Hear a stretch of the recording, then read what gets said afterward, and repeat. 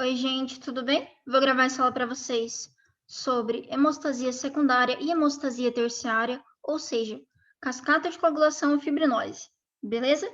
Espero que vocês gostem da aula, vou compartilhar a tela aqui com vocês. Se inscrevam no canal, porque ao se inscrever vocês recebem as próximas aulas que eu for gravando, tá? Vocês recebem notificação. E é muito legal porque a gente consegue construir um raciocínio, né? Uma aulinha depois da outra e você começa a raciocinar naquilo. Então, bora lá. Gente, a hemostasia ela é um mecanismo fisiológico de defesa contra a perda não controlada de sangue. Então, ela é natural do nosso organismo, ocorre normalmente, é o que impede a gente de sangrar até morrer com um cortinho no dedo, tá? Então, a hemostasia ela vai ser dividida didaticamente em hemostasia primária, secundária e terciária. A hemostasia primária ela é o processo de formação do tampão plaquetário a partir da adesão, ativação e agregação plaquetárias. A gente já tem uma aula prévia sobre hemostasia primária, não vou abordá-la nessa aula, tá? Então, aqui nessa figurinha eu tenho a formação do meu tampão plaquetário, tá? Formado basicamente aqui de plaquetas. E aí, gente, a gente tem a hemostasia secundária. A hemostasia secundária ela é o processo de formação do coágulo. E o coágulo nada mais é do que o tampão plaquetário formado pela hemostasia primária, mas reforçado por uma rede de fibrina. Então, durante a hemostasia secundária, você vai ter justamente a produção dessa rede de fibrina, tá? Que vai dar sustentação ao tampão plaquetário formado anteriormente. E essa rede de fibrina ela é o resultado de um processo muito famoso chamado cascata de coagulação, tá? Então, a cascata de coagulação é justamente a produção, né, dessa rede de fibrina, o processo que vai levar à produção dessa rede de fibrina. E por fim, eu tenho a hemostasia terciária, que é a fibrinólise, que é simplesmente a degradação do coágulo formado aqui na hemostasia secundária, tudo bem? Então, aqui eu tenho essa figura linda para vocês. Aqui eu tenho meu coágulo e aqui eu tenho a fibrinólise, ou seja, a degradação do coágulo, que são, né, as duas etapas da hemostasia que a gente vai trabalhar na aula de hoje. Cascata de coagulação para formar o coágulo e fibrinólise. Então, gente, cascata de coagulação. Antes de falar da cascata de coagulação propriamente dita, eu preciso que vocês saibam que a gente tem duas formas de estudar a cascata de coagulação. A gente estuda a cascata de coagulação in vivo, fisiológica, que ocorre no organismo humano, e a gente estuda a cascata de coagulação in vitro, que ocorre no laboratório, né, durante a execução dos testes de avaliação da coagulação, né, os famosos TP e TTPA. E às vezes é mais importante para a prática médica você saber a coagulação in vitro, que vai te permitir interpretar os testes de coagulação, TP e TTPA, que são testes laboratoriais, né? Às vezes é mais importante você saber in vitro do que in vivo, tá? Mas nessas aulas a gente vai trabalhar as duas, coagulação in vivo e coagulação in vitro.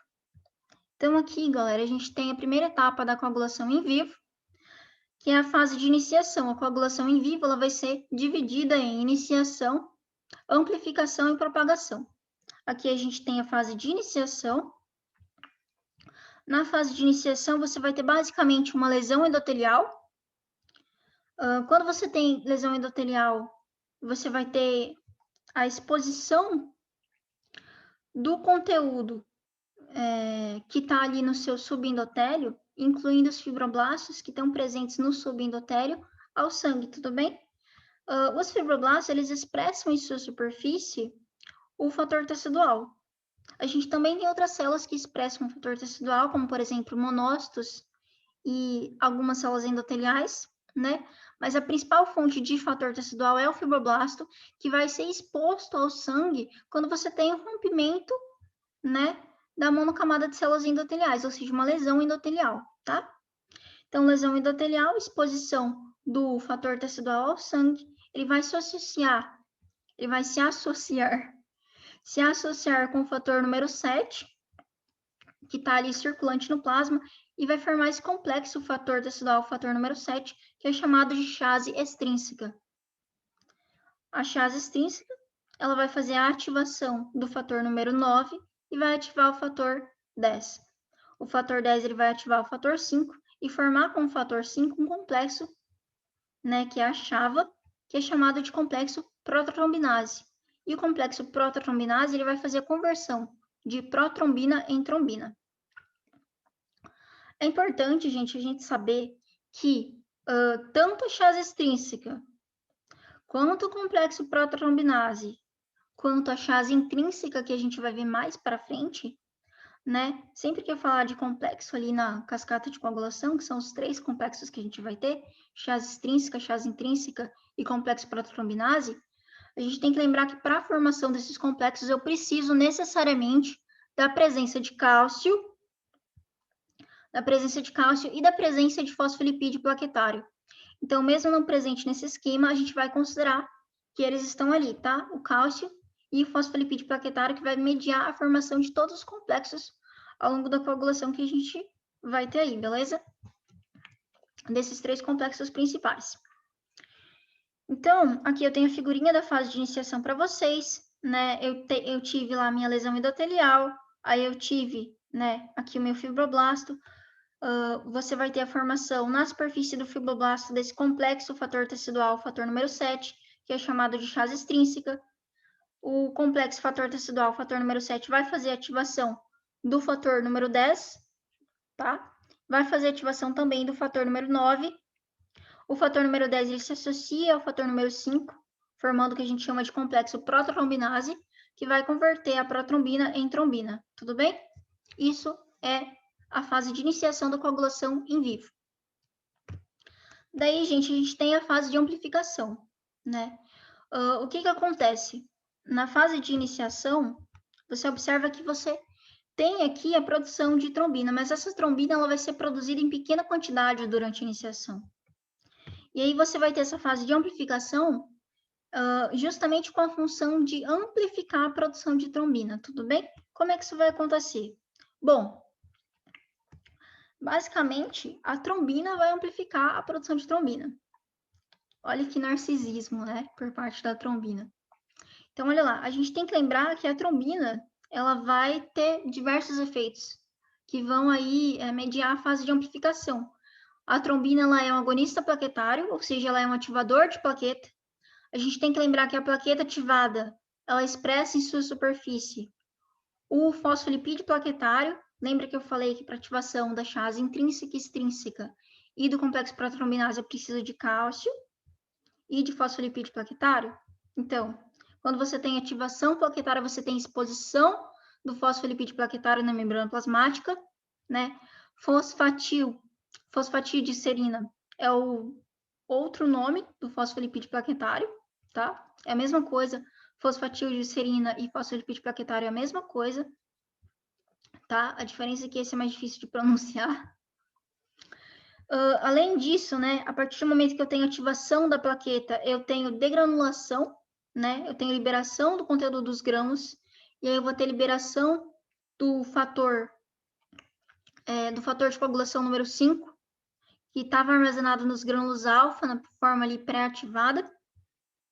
E eu tenho a liberação do conteúdo também dos grãos densos, incluindo aí ADP tromboxano A2. E o ADP e o tromboxano A2, eles vão fazer ativação plaquetária. Eles também são agonistas plaquetários, tudo bem? Então, eles vão retroalimentar a ativação plaquetária. Além disso, né, além de produzir ativação plaquetária e toda essa linha de consequências, a trombina ela vai ativar os fatores 5, 8 e 11. 5, 8 e 11, galera, isso é importante. A trombina ela vai ativar o fator 5, 8 e 11, tá? Trombina ativa o fator 5, 8 e 11. O fator 8, quando ele é ativado pela trombina, ele vai se dissociar do complexo fator de von Willebrand de fator 8. A gente tem que lembrar que o fator 8 ele circula no plasma associado ao fator de von Willebrand. E aí, quando ele é ativado pela trombina, ele se dissocia. E além disso, a trombina ela também ativa o fator 13, que vai ser importante. A gente vai ver a importância dele depois. Então, aqui para vocês, um resuminho da fase de amplificação. Eu vou ter a trombina causando aí uma série de efeitos. Principalmente, ela vai atuar como agonista plaquetário, provocando aí a liberação do fator número 5 pré-ativado nos grânulos alfa e a liberação de agonistas plaquetários nos grânulos densos, e também a exposição do fosfolipídio plaquetário. E além disso, né, você vai ter a trombina ativando os fatores 8, o fator 5 e o fator 11. Então, ao final da fase de amplificação da cascata de coagulação em vivo, eu tenho uma plaqueta ativada com os fatores 5, 8 e 11 ativados em sua superfície, tudo bem? Plaqueta ativada com os fatores 5, 8 e 11 ativados em sua superfície.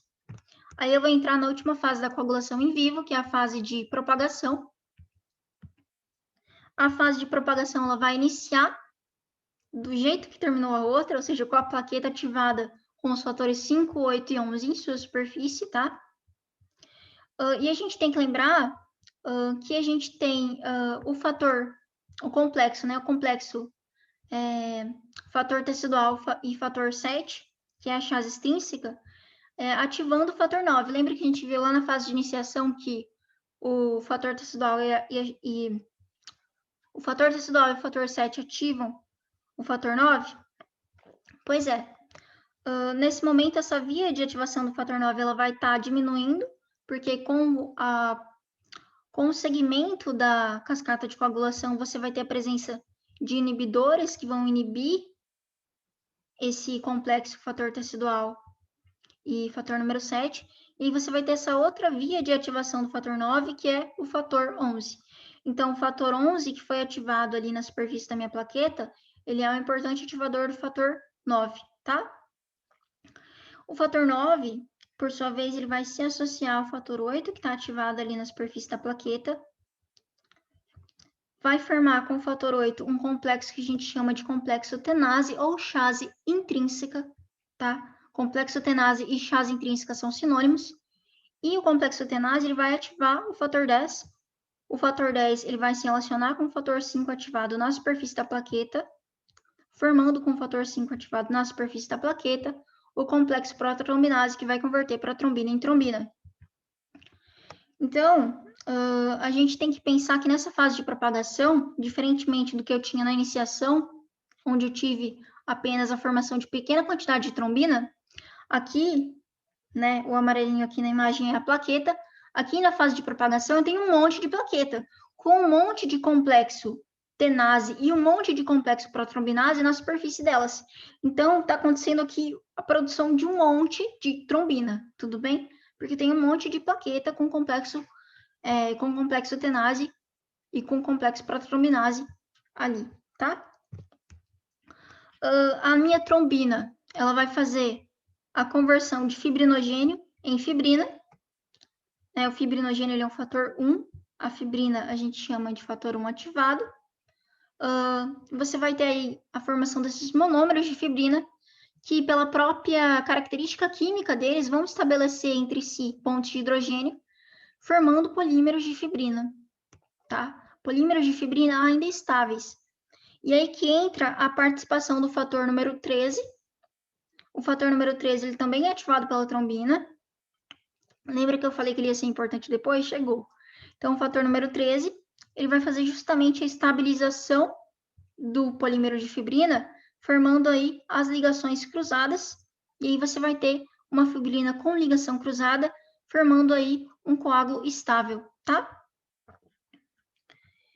Então, aqui para nós, ó, a fase de propagação, né? Eu tenho aqui tanto pelo complexo fator tecidual e fator 7, a ativação do fator 9, né? Eu vou ter também tanto, né, por esse complexo quanto pelo fator 11, a ativação do fator 9. O fator 9 se junta aqui com o fator 8, formando o complexo tenase, que vai fazer a conversão ali do fator 10 em fator 10 ativado, que vai se associar ao fator 5, formando aí o complexo protrombinase, que vai converter protrombina em trombina. A trombina ela vai converter fibrinogênio em fibrina. Olha que linda. Então, é isso. E agora a gente vai para a coagulação in vitro, gente. A coagulação in vitro, ela não é totalmente diferente da coagulação em vivo, até porque antigamente acreditava-se que era isso que acontecia em vivo também. Tudo que está em branquinho a gente já viu, tá? Então, não entrem em pânico, porque muita gente já viu. Vamos prestar atenção, né, no pretinho, que é o que tem de diferente. Então, o que acontece? In vitro, a cascata de coagulação ela vai ser dividida em via extrínseca e via intrínseca. E a partir da convergência dessas vias extrínseca e intrínseca, a gente tem a via comum, tá? Então, né, a via extrínseca, que é a primeira dessas três vias. Na via extrínseca, você vai ter lesão endotelial, formação do complexo que a gente chama aí de chase extrínseca, da via extrínseca, fator tecidual, fator 7, que vai fazer ativação do fator 10. Aí, na via intrínseca, eu vou ter a participação de um fator sobre o qual vocês ainda não ouviram falar nessa aula, né? Que é o fator 12. O fator 12, ele é um fator que ele vai sofrer ativação por contato ao entrar em contato com cargas negativas. E aí eu tenho a própria superfície do vidrinho, né? O próprio vidro é uma substância com carga negativa. E eu uso, né, nesses testes, a cefalina, também chamada de tromboplastina parcial, que é uma substância com cargas negativas. E ela vai fazer a ativação desse fator 12, né? Então, o fator 12 ele vai se ativar por contato com substâncias negativas na presença de fatores de substâncias plasmáticas, né?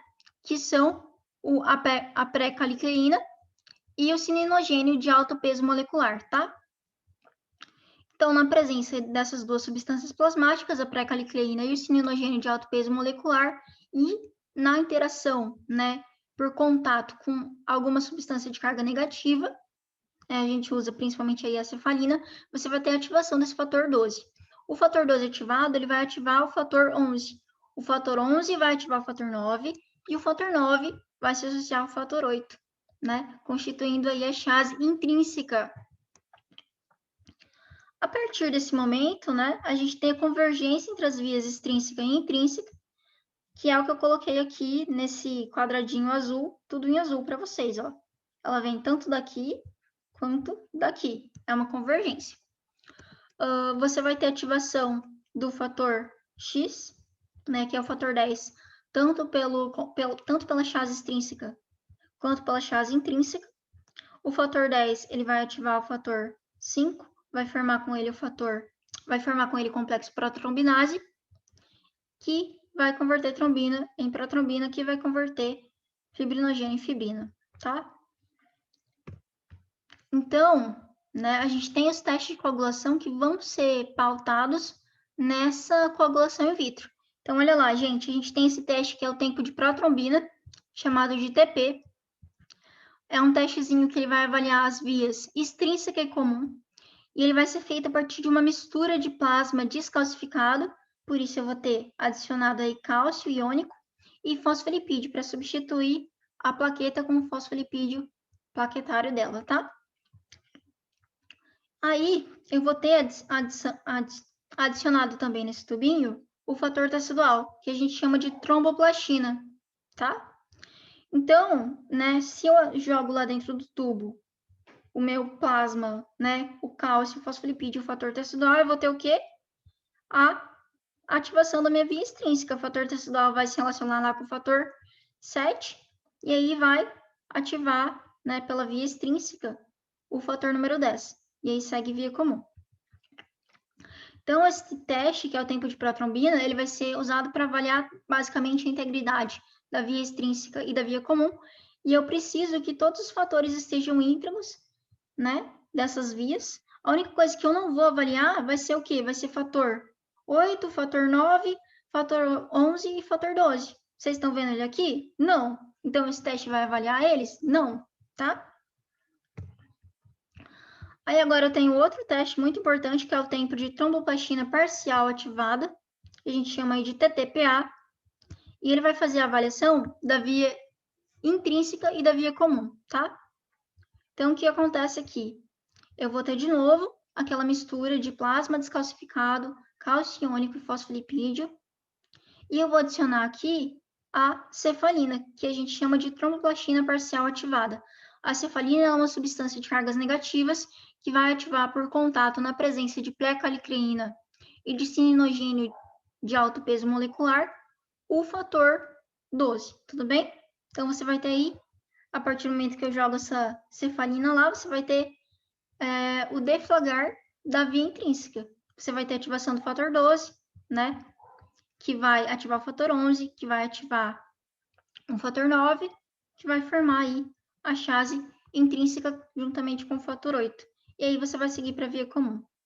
Então, o teste de TTPA, ele vai avaliar basicamente todos os fatores da coagulação, exceto, né, o fator tecidual e o fator número 7, que são ali da via extrínseca, tá? Você não tá vendo eles aqui, portanto, o TTPA não avalia eles, beleza? Para terminar, galera, vamos falar da hemostasia terciária, que é o processo de fibrinólise, que é o processo de dissolução do coágulo.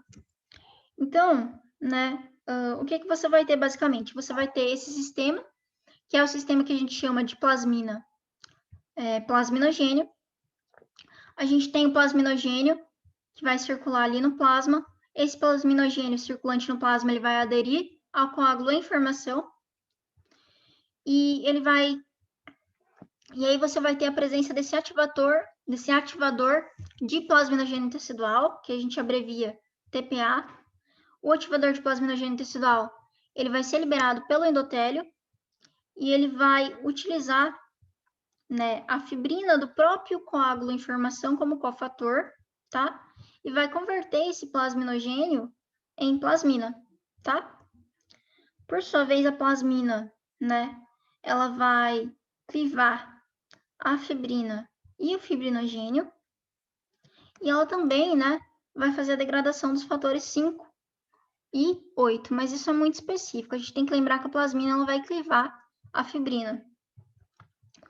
E aí, a partir dessa clivagem de fibrina e fibrinogênio, eu vou ter a formação dos produtos de degradação do fibrinogênio, PDFs, que são os fragmentos X, Y, D e E, tá? E aí, é isso, gente. Espero que tenham gostado da aula, tá? Se inscrevam no canal para ter acesso a mais aulas como essa. E é isso. Qualquer dúvida é só mandar nos comentários que eu respondo para vocês, tá? Abraço.